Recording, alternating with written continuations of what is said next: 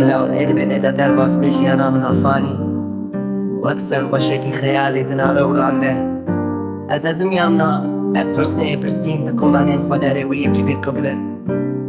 Sermayeke tuş li canê min bikeve da hest dikin.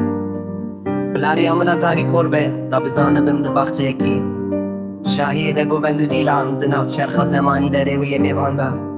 Dema ku dil dikeve nav evînê nema naskê xwe çavê û rastiyê xwe ya hûn mirîn dibînin.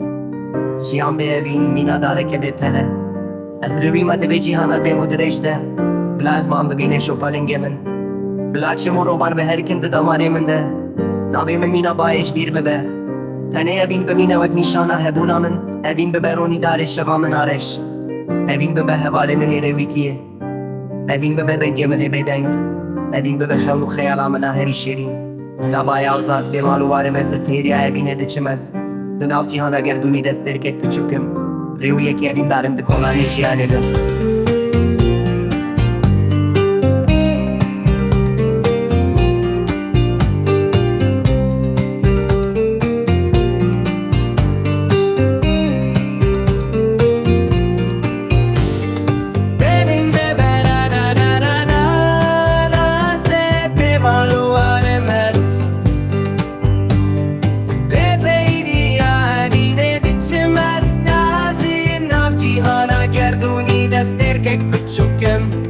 Rêwiyekî evîndarim di kolanên jiyanê de.